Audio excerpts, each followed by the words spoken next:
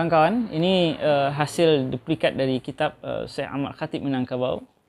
Di dalamnya ada 3 macam kitab, Izhar Zaklil Kazibin, kemudian Al-Ayatul Bayyinat, kemudian yang terakhir ada kitab Saiful Battar.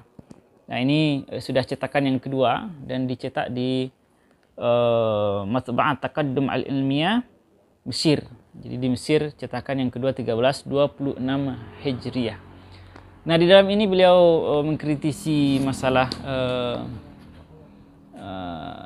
Rabita. Itu pada kitab Izhar Zaklil Kazibin. Beliau mulai pertama kali bahwa beliau mengarang kitab ini karena ada pertanyaan dari ulama-ulama Minangkabau. Ada 5 pertanyaan.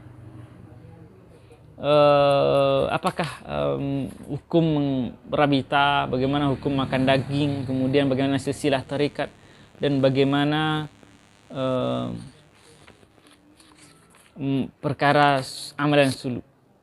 Nah, dia ada beberapa soal itu yang kemudian dijawab, tapi ditegaskan pada bagian Rabita, karena Rabita itu menyangkut kepada posisi akidah atau kekuatan iman seorang. Apakah dia betul kita keluar dari syariat akidah atau yang tidak. Nah, di dalam ini beliau berpegang kepada beberapa ayat yang berkaitan dengan ikhlas hati kepada Allah Subhanahu wa taala. Di antara lain, faman kana yarju liqa rabbih falyamal amalan sholihan wa la yusyrik bi ibadati rabbi ahada. Jadi Syekh Ahmad Khatib menilai orang yang membayangkan sesuatu di dalam ibadahnya itu bisa berimplikasi kepada musyrik. Padahal tidak seperti itu. Ini bermasalah menurut beliau dalam ilmu tauhid. Nah, di akhir risalah ini beliau mengutip beberapa fatwa dari ulama-ulama Mekah mengenai kehadiran tarekat Naqsyabandiyah Khalidiyah. Di antaranya Syekh Junaid. Kemudian ada Mufti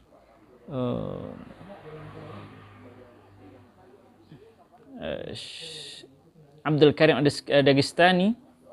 Kemudian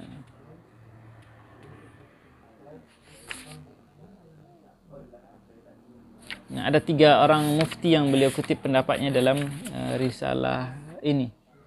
Ada Mufti Syafi'iyah, Mufti Islam di dalam negeri Mekah juga ada beliau kutip di sini, tapi tanpa menyebutkan nama. Said Muhammad Babasil, Mufti Syafi'iyah di dalam negeri Mekah ketika itu. Ini juga beliau kutip. Nah, ini mengenai isi dan banyak hal yang dapat kita bicarakan dari kitab ini. Bagaimana dalil yang dikemukakan oleh Syekh Ahmad Khatib, kemudian bagaimana beliau menjadikan dalil itu sebagai untuk menghasilkan fatwa beliau tentang tarekat Naqsyabandiyah Khalidiyah. Nah, mengenai kitab Syekh Sa'ad Muka itu ada bentuknya itu cetakan, kemudian ada yang manuskrip. Kalau yang cetakan itu pada tahun 1910 dicetak di Padang pada percetakan Devo Halding di Padang. Kemudian ada di antaranya yang masih manuskrip. Nah, demikian teman-teman. Sampai jumpa di lain kesempatan.